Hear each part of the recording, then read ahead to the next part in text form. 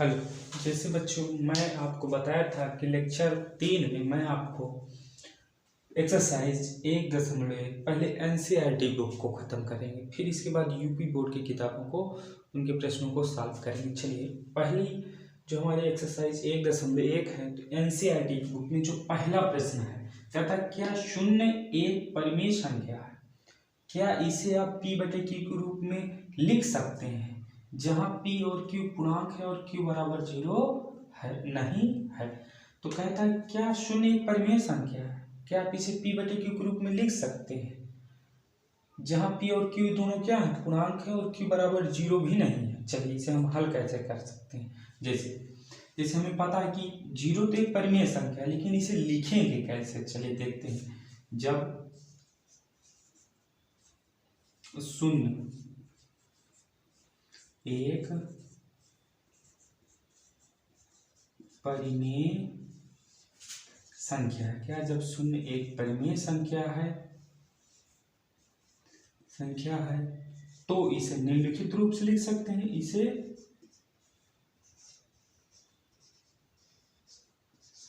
निम्नलिखित रूप से हल कर लिख सकते हैं। निम्नलिखित रूप जब शून्य एक परिमेय संख्या है तो इसे निम्नलिखित रूप से लिख सकते हैं। चलिए लिख सकते हैं। देखिए कैसे, जिसे हमारा क्या था, शून्य था, ठीक है। इस शून्य को हमें p बटे q, तो क्या हम 0/1 क्या लिख दिए, 0/1। अब ये किस रूप में हो गया, p बटे q के रूप में।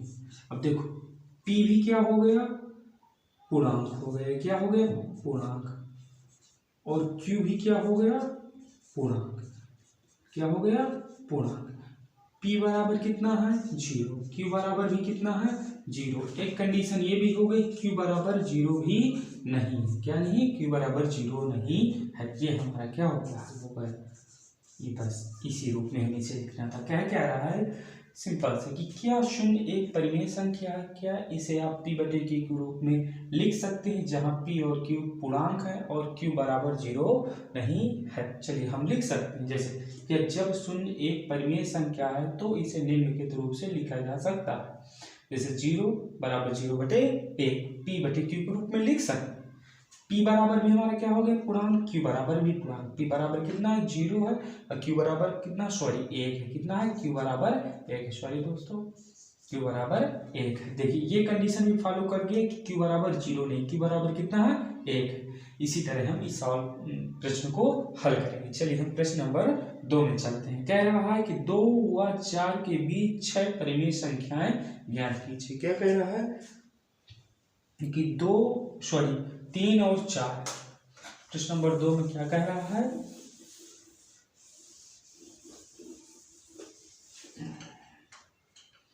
प्रश्न नंबर 2 में कह रहा है कि 3 व 4 के बीच 6 परिमेय संख्या ज्ञात कीजिए। संख्या ज्ञात कीजिए।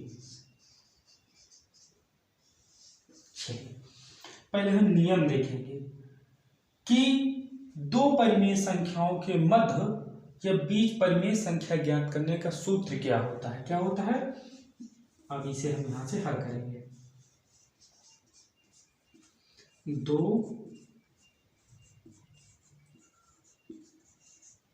परिमेय संख्या के मध्य परिमेय संख्या ज्ञात करना।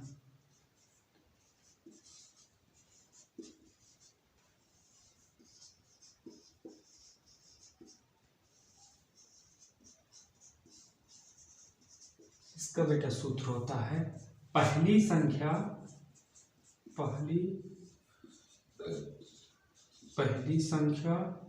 प्लस दूसरी संख्या बटे 2। इसका ये सूत्र होता है। चलिए अगर कोई कहे कि दो परिमेय संख्याओं के मध्य एक परिमेय संख्या ज्ञात करना है या परिमेय संख्याओं के मध्य परिमेय संख्या ज्ञात करने का क्या सूत्र होता है? सूत्र होता है पहली संख्या प्लस दूसरी संख्या बटे 2। हमें इससे इस रूप में भी लिख सकते हैं a प्लस b बटे 2। इसमें एक चीज और समझने की जरूरत है कि कह दिया जाए क्या दो परिमेय संख्याओं के बीच कितनी परिमेय संख्या ज्ञात कर सकते हैं? अनंत परिमेय संख्या ज्ञात कर सकते हैं।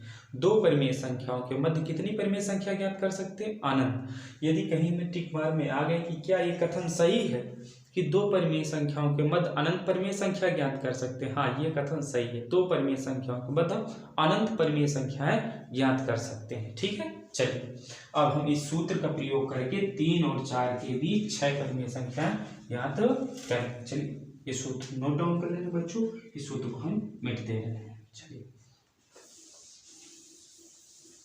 इसमें हमारा मूल सूत्र रूल क्या हुआ? a प्लस बी बटे 2। हमारा a बराबर है 3 और b बराबर कितना बेटा? 4। चलिए हम पहले 3 व 4 के मध्य किसके बेटा? 3 व 4 के मध्य 3 व 4 के मध्य 3 और 4 तो a प्लस बी का प्रयोग करेंगे तो ये 3 प्लस 4 बटे 2 तो क्या मिली? 7 बटे 2। जो 7 बटे कितना मिला बेटा? 7 बटे 2। 3 से क्या है? बड़ी है और छोटी किससे है बेटा? 4 से क्या है? छोटी है। 4 से क्या है बेटा? छोटी है। अब देखो ये हमें केवल अभी के बीच 6 परिमेय संख्या, लेकिन हमें कितना मिली है अभी? a। हमें कितनी चाहिए अभी? 5 चाहिए। तो फिर देखो अब इसके मध्य हम याद कर लें 3 और 7 बटे 2 के मध्य किसके? 3 और 7 बटे 2 के मध्य, या तो 7 बटे 2 4 के मध्य ज्ञात कर लेते हैं। चलिए तो 7 बटे 2 व 4 के मध्य, तो यही मध्य में आए के मध्य, तो a बराबर हमारा ये हो गया, b बराबर ये हो गया। तो चलिए a तो 7 बटे 2 प्लस b बटे 2, तो कैसे सोल्यूशन हो जाएगा? तो 4 दूनी 8, तो 7 प्लस 8 बटे 2, तो इसका क्या हो गया? 8 बटे 2। 8 7 15, 15 बटे 2 2 2 दूनी 4, 15 बटे 4 कितना हुआ बेटा? 15 बटे 4 कितना हुआ? 15 बटे 4। 15 बटे हमारा 4 आ गया। ये तो समझ में आया कि भिन्नों का जोड़ किया गया, तो 4 दूनी 8, 8 7 15, 15 बटे 4। अब चलिए हमारे पास एक परिमेय संख्या और मिल गई, कौन? 15 बटे 4। किसके मध्य थी? इसके मध्य। चलिए 15 बटे 4 व 4 के मध्य, फिर उसके मध्य निकाल लेते हैं। तो अभी कितनी हो गई? 1 2 के मध्य 15 बटे 4 प्लस 4 बटे 2, 4 चौक 16, 15 प्लस 16 बटे 4 बटे 2। अब 15 16 जोड़े 15 15 30 1 31, 4 दूनी 8, 3 परिमेय संख्या हो गई। अब हम चौथी भी निकाले रहे हैं। अब देखो ये जो आई 15 बटे 4 और 4 के मध्य में आई 31 बटे 8, तो हम अगली भी निकाल लेते हैं। चलो इनके मध्य 3 बटे 7, किसी की भी मध्य निकाल सकते हैं। तो चलिए हम इसी को ले रहे हैं 31 बटे 8 व 4 के मध्य के मध्य 4 से छोटी ही रहेंगी सब। a बराबर हमारा ये हो गया, b बराबर हमारा 4 है। तो 31 बटे 8 प्लस 4 बटे 2, तो 8 चौक 32 बटे 8 बटे 2, तो 31 31 63, 31 31 62 62 1 63, 8 दूनी 16। ये हमारी कौन सी मिल गई? चौथी नंबर की मिल गई। कौन सी नंबर की बेटा मिल गई? चौथी। अब चलिए बेटा जगह न होने के कारण 5वीं छठवीं हम यहाँ लगा दें। किसके? 63 बटे 16 और 4 के मध्य किसके? 63 बटे 63/16 व 4 के मत चलिए 63/16 प्लस 4/2 क्योंकि ये ए है, ये क्या है बी। 16 चौको 64, 63 प्लस 64/16/2 चलिए 4 3 7 6 6 12 127 16 दूनी 32 न 16 दूनी 32। चलिए अब हमारे पास कितनी परिमेय संख्या हो गई 5 हो गई। कितनी हो गई 5 परिमेय संख्या हमारे पास हो गई। अब चलिए मैं ऊपर वाली लाइन बेटे दे रहा हूँ बच्चों, नहीं हम छठवीं परिमेय संख्या देख ले रहे हैं कि जो हमारी छठवीं परिमेय संख्या उसको हम कहाँ लिख सकते हैं। चलिए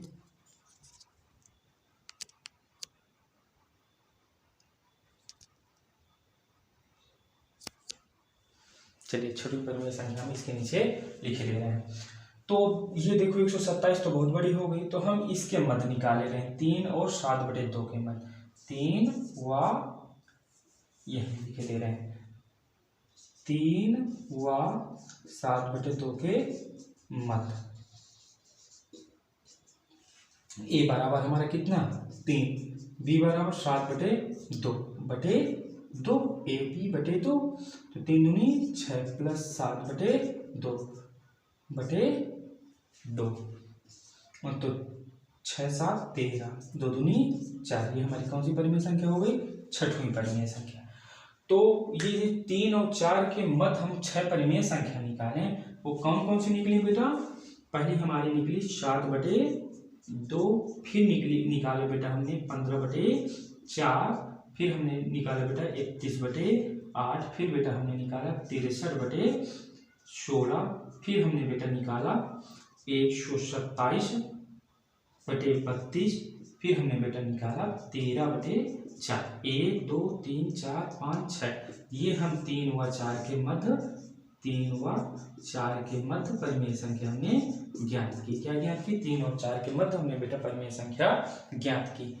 चलिए बेटा हम अब अगले प्रश्न नंबर में चलते हैं, देखते हैं अगला प्रश्न हमारा क्या है। जिस बच्चे को इसका स्क्रीनशॉट लेना चाहें तो ले सकते हैं, क्योंकि बोर्ड ज़्यादा बड़ा ना होने के बावजूद ये पूरा सवाल अच्छे से नहीं आ पाया। तो चलिए बच्चों हम इस सब जैसे कि तैसे नीचे कर रहे हैं।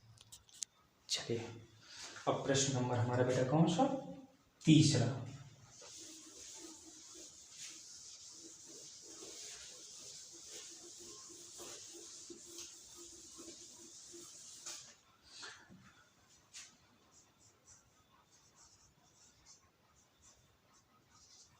प्रश्न नंबर तीसरा कह रहा है 3/5 तथा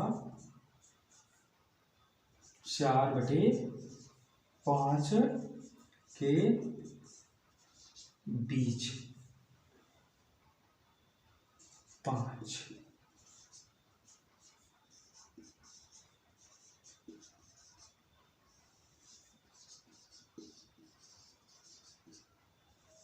ज्ञात कीजिए।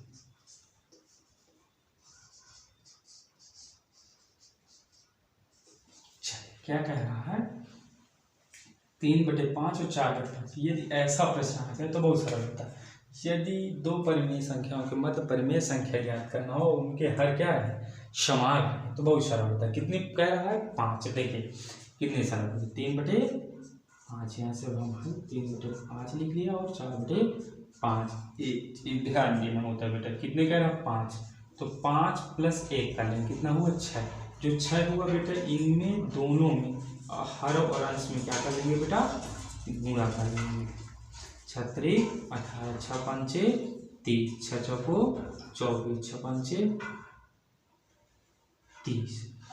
हमको पता है, हमने भिन्नों के समतुल्य रूप में पढ़ा है। यदि किसी भी परिमेय संख्या या भिन्न में किसी भी ऋणोत्तर संख्या से गुणा करें तो उसका मान परिवर्तित नहीं होता। तो इसी तरह 3/5 और 4/5 इसमें हमने 6 एक पूर्णांक संख्या इसका हमने गुणा किया तो इसके मान में कोई परिवर्तन नहीं आया। अब हमें पता है 18/30 और 24/30 के मध्य कितनी ज्ञात करना, 5। इससे बड़ी और इससे छोटी, तो 18 से बड़ी क्या होगी बेटा 19/30, 20/30, 21/30, 22/30, 23/30। अब देखो ध्यान देना, 24/30 से क्या करना है, छोटी करना है, क्या करना है, छोटी। तो 1 2 3 4 5 ये हमारा क्या हो गया सर। यानी यदि हर क्या समान है तब हमें परिमेय संख्या निकालना बहुत सरल है। जितना कहे उसमें एक क्या करना, ऐड कर देना, फिर दोनों परिमेय संख्याओं में हमें किसका जो ऐड करने से हमें प्राप्त होगा उसका क्या कर देना, हर और अंश में दोनों में गुणा कर देना। फिर गुणा करने के बाद ये ध्यान देना कि जो हमें गुणा करने में समतुल्य परिमेय संख्या प्राप्त हुई है उस समतुल्य परिमेय संख्या से जो पहली वाली उससे बड़ा और दूसरी वाली से छोटा, ये हमारी 5 परिमेय संख्याएं प्राप्त हो गई। चलिए हमारे 3 प्रश्न हल हो चुके हैं। चलिए हम प्रश्न नंबर चौथा नंबर, कौन सा, चौथा नंबर देखेंगे। चलिए जिस बच्चे को इसके साथ लेना चाहें तो ले सकते हैं।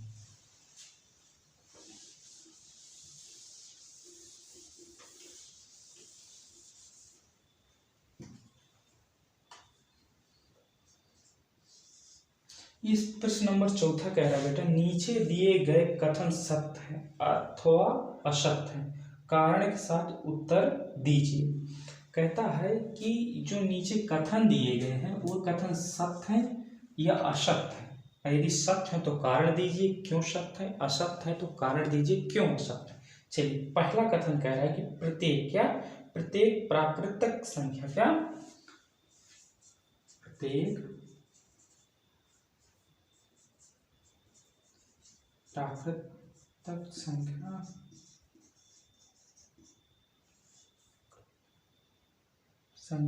एक पूर्ण संख्या होती है। एक पूर्ण संख्या कह रहा है, प्रत्येक प्राकृत एक पूर्ण संख्या होती है। तब कि नीचे से ऊपर को जाओगे तो कथन क्या रहेगा, सत्य है, लेकिन ऊपर से नीचे आओगे कथन असत्य है। देख क्या कर, प्रत्येक प्राकृत एक पूर्ण संख्या। पूर्ण संख्या की परिभाषा क्या बनी थी, ये कथन पहले हल करेंगे कैसे, फिर बाद में हल। कथन क्या है, सत्य है, क्या है, सत्य है, क्या है, सत्य है। पूर्ण संख्याएं, अब कारण है, पूर्ण संख्याएं प्राकृतिक संख्या को मिलाकर बनी है।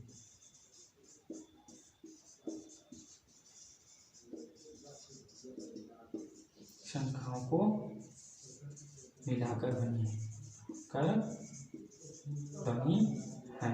ये कह रहा है कि जो ये कथन तो पहले सत्य हो, कह रहा है पूर्ण संख्याएं प्राकृतिक संख्याओं को मिलाकर, क्या को मिलाकर प्राकृतिक संख्याओं, पूर्ण संख्या प्राकृतिक संख्याओं को मिलाकर बनी है। जैसे पूर्ण संख्या कहाँ से चालू होती है बेटा, 0 1 2 3 4 5 हमने देखा कि 0 के बाद ये सब संख्याएं कौन सी संख्या है, प्राकृतिक संख्या, कौन सी है, प्राकृतिक संख्याएं हैं, प्राकृतिक संख्याएं। इसलिए हमारा कथन क्या हो, सत्य हो गया कि पूर्ण संख्या प्राकृतिक संख्याओं को मिलाकर बनी है। चलिए ये भी हमारा कथन क्या हो, सत्य हो गया।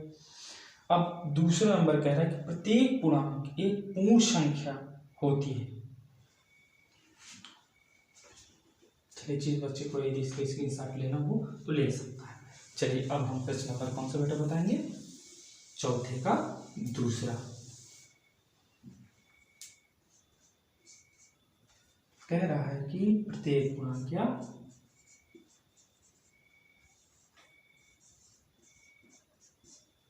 प्रत्येक पूर्णांक एक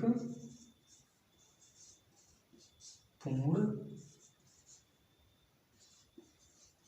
संख्या होती है। ये बताना कि कथन सत्य है कि असत्य। क्या कहना, प्रत्येक पूर्णांक एक पूर्ण संख्या होती है। देखो कहाँ सिंपल, पहले ये कथन तो क्या हो गया, असत्य हो गया,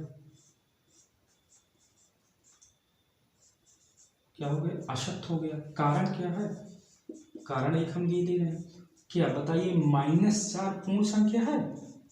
पूर्ण संख्या नहीं है, पूर्ण संख्या नहीं है, इसलिए प्रत्येक पूर्णांक पूर्ण नहीं हो सकती। इसलिए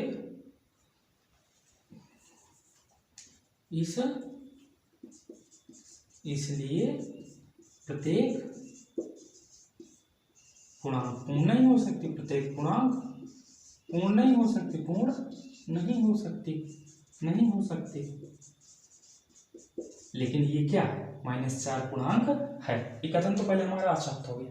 कारण क्या कहता है? -4 पूर्ण संख्या नहीं है, इसलिए प्रत्येक पूर्णांक पूर्ण नहीं हो सकती है। चलिए, ये भी हमारा, जिस बच्चे को स्क्रीनशॉट इसका लेना चाहे तो ले सकते हैं। चलिए, इसमें एक और बचा है, चौथे का तीसरा, उसको भी हम देख लेते हैं क्या कह रहा है।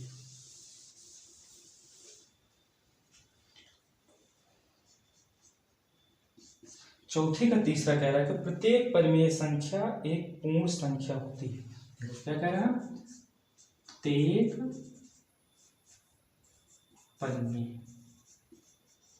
प्रत्येक परिमेय संख्या पूर्ण संख्या होती है। ये क्या कह रहा है? प्रत्येक परिमेय संख्या पूर्ण संख्या होती है। हमें पता है कि परिमेय संख्याएं सब संख्याओं को मिलाकर बनती हैं, तो इसके बनने में ये सहायक हो रहे हैं, तो क्या इसके बनने में ये सहायक हो रहे हैं? ये तो कथन हमारा क्या हो, ये सब लोग इसको बना रहे हैं, और ये प्रश्न क्या कर रहा है कि ये इसको बना रहा है, कह रहा है प्रत्येक परिमेय संख्या पूर्ण संख्या होती है, इसको बड़ा दर्शा रहा है। तो ये कथन हमारा क्या हो गया? अशक्त हो गया। क्या हो गया? अशक्त हो गया। लेकिन कारण क्या हुआ? कारण ये हुआ, चलिए एक एग्जाम्पल में दे देते हैं, लिख दे रहे हैं -4/2। ये क्या है? परिमेय संख्या है, परिमेय संख्या है, लेकिन पूर्ण संख्या नहीं है, पूर्ण संख्या नहीं है। इसलिए प्रत्येक परिमेय संख्या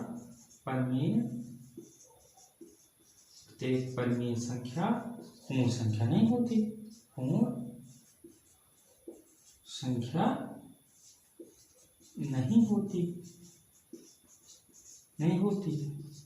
चलिए बच्चों, आपको समझ में आया कि प्रत्येक परिमेय संख्या पूर्ण संख्या होती है। ये कथन पहले क्या हो? अशक्त।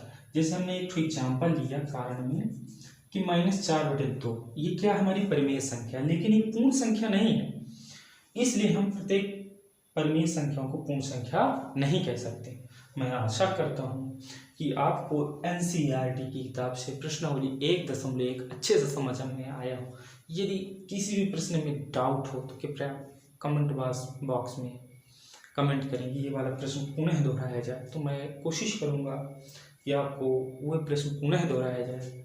चलिए, अब अगले वीडियो में यूपी बोर्ड के जो शेष सवाल रह जाते हैं, कुछ प्रकाशन है, रज्जु प्रकाशन है, मनोहर प्रकाशन है, 2-3 प्रकाशनों की यदि प्रश्नावली 1.1 में कोई भी प्रश्न रह जाता है, उस प्रश्न को मैं इसी वीडियो के बाद रिपीट कराऊंगा, हल कराऊंगा। चलिए दोस्तों, जितना हो सके तो इस वीडियो को अपने सहपाठियों या अपने दोस्तों के पास पहुंचाएं और सब्सक्राइब करें और लाइक करें, ज़्यादा से ज़्यादा इस वीडियो को प्रचार प्रसार करें। चलिए, धन्यवाद।